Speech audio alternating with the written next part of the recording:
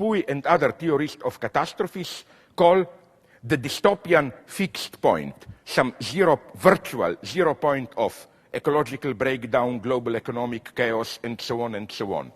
Even if it is indefinitely postponed, this 0 point is a kind of a virtual attractor towards which our reality left to itself tends. The way to combat the catastrophe is through acts which interrupt this drifting towards the fixed point and somehow open it up towards another order. So in this sense, I agree with the slogan, no future. There is no future in future, but there is something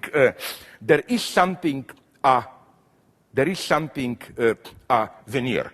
What does this mean? Let me conclude maybe, if you like, to me, just with a funny story. A Jewish friend told me that,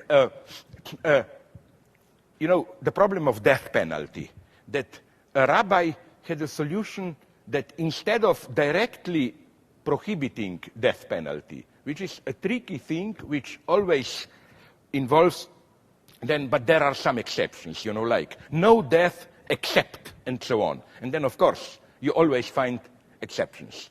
This guy says that it would be much more productive to do the opposite, to say, of course, there should be death penalty. God allowed it, how can we contradict God? But instead of outrightly prohibiting it, you should say, oh, that there must be death penalty, but for every particular situation to find an excuse, you know, like, death penalty in principle, I'm for it, but in every concrete case, I will show you not here. And maybe this is the thing we should do. This is the intelligent catastrophe theory. And now I come nonetheless a little bit closer to the title. We should adopt catastrophe as this virtual point. It's not, if we play this cheap freedom in the sense, oh, it's just one of the possibilities, we will do nothing. We should say, yes, okay, at the end, if we bring the logic of the existing system to the end, there is probably some kind of ecological, social breakdown, and so on. But what I like is to say, okay, this is our destiny, but we can, you know, like the Jewish advice, we can indefinitely postpone it, and so on, and at some point we can undermine it in this way. I'm for much more modest attitude here. I claim that the only way to really fight the catastrophe is to admit it as a destiny. But you see my point, not destiny in the sense of natural necessity, but destiny precisely in the sense of symbolic destiny. The existing system, if it's left on its own, leads towards catastrophe. This doesn't mean that it will really arrive. It's a much nicer dialectical point, which is that destiny is inevitable, but what we can change, it's our very inevitable destiny. You will say, I'm crazy here. No, I will give you a convincing example. Think about capitalism and predestination. Isn't this a wonderful paradox? Did you notice it, that if we accept this common sense idea that, and there is a truth in it, that Protestantism is the religion of capitalism. If there ever was an active social order which dynamites people's activity, we are all caught in frantic activity, it's capitalism. Wouldn't you expect then rather the thing to be opposite? If everything is predestined, why would you work all the time? You sit down and masturbate, watch pornography, and wait, everything is predestined. But you see the nice paradox. Precisely because it's predestined, you have to be active all the time. Why? I think my friend Fred Jameson gave me this idea. He told me that he likes to also to this shocking proposal. He told me that if there is a concept which a Marxist should take from theology, it's the concept of predestination. This is the most dialectical concept. It doesn't mean it is predestined, and we are not free within this destiny. But we are free much more radically to change destiny itself. You know, I'm saying something similar here to what We always should learn from intelligent conservatives. To what T.S. Eliot said, you remember, when he said that every new work of art changes the entire past. And this is what I'm talking about. This is le futur. This is the new. For example, along these lines, you find a wonderful example in Borges. You know when Borges said about Kafka that ordinary writers rely on their predecessors. But Kafka created his own predecessors. Like, for example, of course, we can say there are elements for Kafka in Dostoevsky, Edgar Allan Poe, Milton, and so on. But we can see this only once Kafka is here.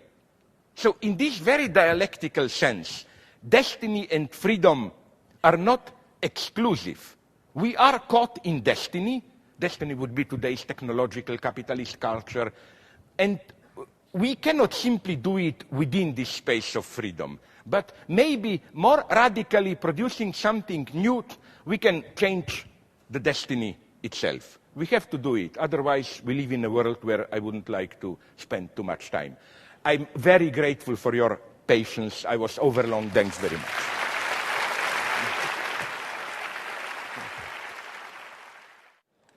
Please, yes.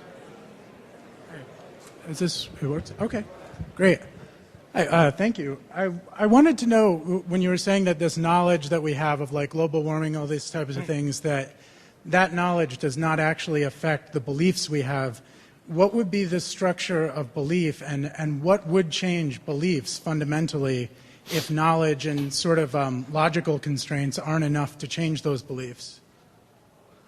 Well, it's a good, difficult question, but I openly admit it. I don't have, if I were to have this answer, it would be the big answer, which would have changed everything.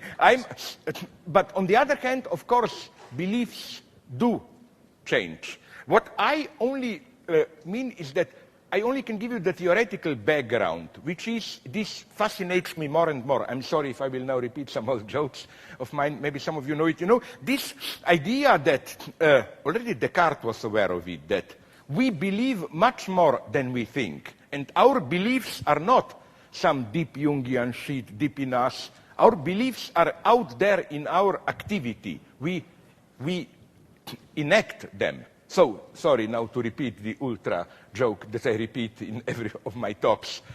Niels Bohr, you know this old joke, probably you know it. He was visited once by a friend in his country house, and the friend noticed a horseshoe above the entrance to the house. No? And this is, at least in Europe, a superstitious item. A horseshoe above the entrance allegedly prevents evil spirits entering the house. No? So he asked Niels Bohr, oh my God, I thought you are a scientist. Are you superstitious? Do you believe in this? And Bohr gave him a perfect answer. Of course, I'm not an idiot. I don't believe in it, that it works. But he said, I have it there because I was told that it works even if you don't believe in it. No? Like, this is our everyday life. We don't believe in democracy, you vote. You don't believe in law, you know. This is what always fascinates me, how much more we believe in our activity. Here, I think Freud and Marx, as I always repeat, are still of an incredible help. Contrary to what people think, Marx was aware of it when he emphasized that all the theory about commodity fetishism doesn't really cancel fetishism in our actual life. So it's not a question of knowledge.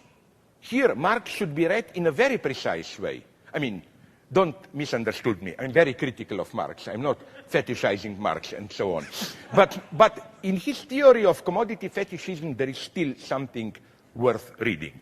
Namely, where is fetishism for Marx? It is not in what we believe. Marx doesn't propose this simplistic duality, money is really just a means of social exchange, social product, but we idiots think money is something magical, a magical object. No, in our actual beliefs, we are British nominalists. We think money is just a sign which gives you an item, a right to a part of a social product, blah, blah. Fetishist belief is how we use and deal with money in our actual life itself. So when Marx says that ideology means Sie wissen das nicht, aber sie tun es in German. They don't know what they are doing, but they are doing it. Marx does not mean this stupidity. Oh, we are doing something, but we don't know what we are doing. No, it's more twisted. What Marx says is, we don't know what illusions we are actually following in what we are doing. It's a very nice structure where consciously you can know the truth. But illusion is not in what you think as opposed to what you do. Illusion is materialized in your social activity, in what you do. And this is, to come back to what I quoted Krugman and so on, what he was aware. Even if we were to know in 2004 where it leads, we would still follow the illusions which are in our acts. So I agree with you. The big question is how, when do you change that? And I do work on the answer, but you know, I even doubt if it can be done as a conscious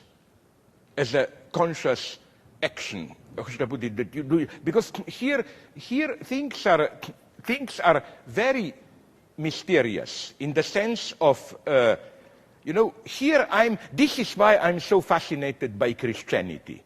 Because I think that something like this happens in Christianity, in a good sense. The Christian, we are all more or less today atheists, but at the same time I claim we maybe believe more than ever, no? We just act on our beliefs. Today's ideology is usually cynical, no? You claim, oh, I don't care, I don't believe in anything, and so on, but in practice you act as if you believe. And I more and more think that maybe even not actually believing in it is not only doesn't prevent things from functioning, but it's maybe even a condition of it. This is the traumatic lesson that I learned from my own political past in ex-Yugoslavia, where, you know, I am from Slovenia, which is a small, shitty republic. Everybody knows everybody else, which means, no, I want to say something very precise, which means that for us, General Secretary of the party and so on, this wasn't a person you see once a year on the screen. This was a guy whom it was possible to meet on the street walking. So I knew the situation. And, you know, I noticed something very weird, that in order to become a member of Nomenklatura, top circle, not only you didn't have to take seriously the ruling ideology, but it was obligatory not to take it seriously. Like, you know, I had two friends who were kind of a naive communists. They really believed in self-management, socialism and so on. They lost their jobs because they were perceived by ruling Nomenklatura as dangerous. So you see here how to really all this question of belief and so on, it's so much mystified today. I claim it's crucial to take this into account, that, you know, the usual image we have is the ancient, the old people were naive, they believed it, now we are more reflexive. First, I don't think the ancient, whatever we mean by these people, were naive. You know, a wonderful book by Paul Vane, Did the Ancient Greeks Believe in Their Myths? Where he says, of course they didn't. I mean, they were not stupid. They didn't think if you go on the Mount Olympus, you will see Zeus screwing Athena or whatever. You know, I mean, they knew it. So how did they mean it? How did they mean it? The point is that today we believe more. That's why we need this, if I may be a little bit evil in a friendly way towards my theoretical friends, all this deconstructive jargon. For example, I'm on very good terms with her personally, but this is my ironic stab at her, Judith Butler. She never forgave me for it. Namely, you know, Judith Butler is an intelligent person whom, if you were to ask her, what is this? And now I'm exaggerating ironically. She would never have said, this is a lamp. She would say, if we strategically concede to the essentialist use of language, maybe we can risk the hypothesis just strategically that this is a lamp. No? But what is lost here